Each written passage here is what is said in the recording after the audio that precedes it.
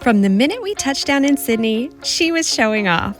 This was my first time in Australia, and it was far from your typical tourist trek. Let me give you a taste of this stunning city, and once we're done, you can tell me what I missed or what I should prioritize for our next time.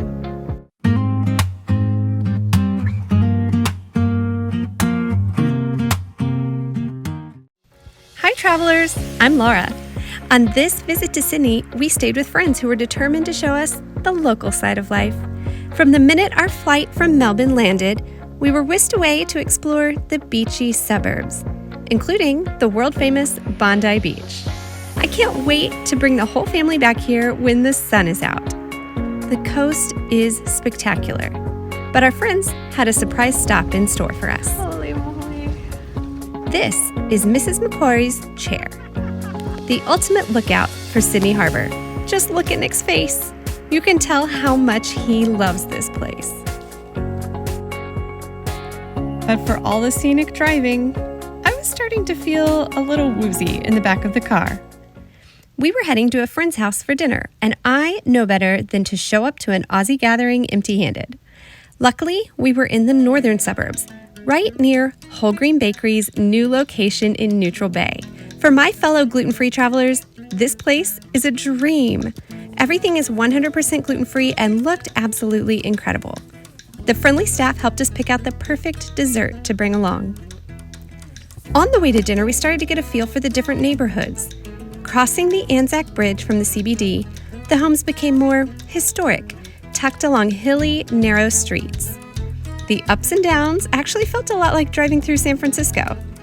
And those ferries on the waterfront, I can't imagine a more lovely way to commute to work. Nick has worked in the Broadway theater industry in New York for years, so he was glad to connect with his colleagues at these world-class Australian venues. And I was lucky enough to get a peek inside too, and even caught the fountain show at the Star Casino.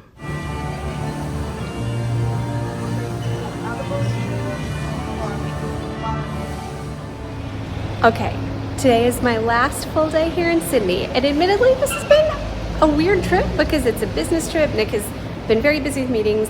We stayed with friends. They helped us do some looking around where they live, and then we've had some dinners with friends and colleagues.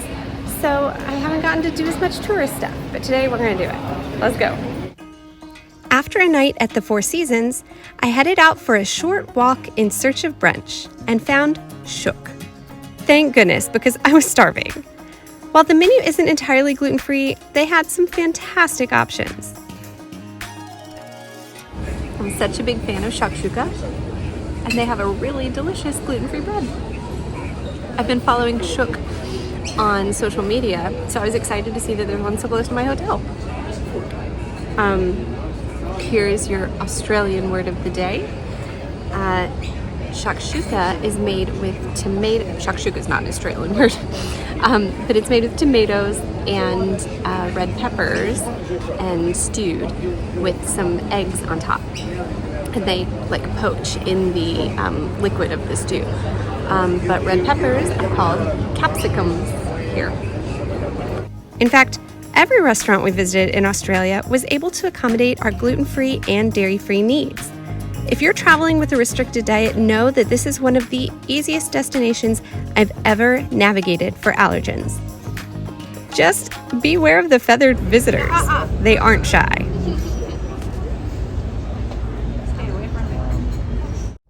Right across the way was the Museum of Contemporary Art Australia. Standard admission was $25, which gave me access to 2 floors of fascinating exhibits. It covered so many Australian themes, from natural materials borrowed from the land to using found materials, showcasing habits of reusing and recycling. And there was Aboriginal art that used traditional techniques while telling folktales of the people. And of course, modern art. I've been here just under an hour and really enjoyed seeing the exhibit. I went for just the basic collection, not the special exhibit. So it was a cheaper ticket, but that's because I want to get more out of my day and go see more beyond the Museum of Contemporary Art. It was fun. Just leaving the museum, and what's right across from me? A Carnival cruise ship. It's kind of blocking the view from seeing the Opera House right there. Those are such big birds to have hanging out in trees. The birds here really are something else. But of course, it isn't a trip to Sydney without seeing the Opera House. I made it over to the steps of the Opera House.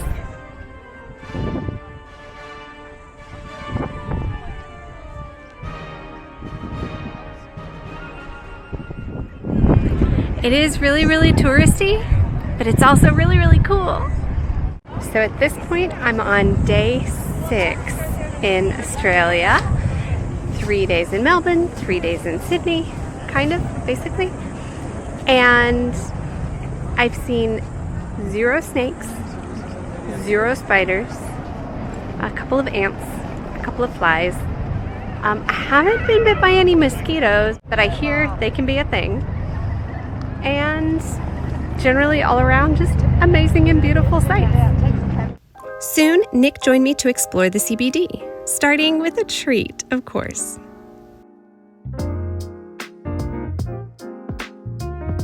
One, 2, 3. We planned to stroll through Hyde Park, but the clouds had other ideas. This was one of those legendary Aussie downpours that soaks you to the bone in seconds. The park looked lovely from a distance. And look out or you will get splashed. It's raining really badly, but it eased up just enough, so I'm gonna go take a quick picture of the Great Synagogue on Hyde Park, and that's it. Not like linger. Okay, that's it.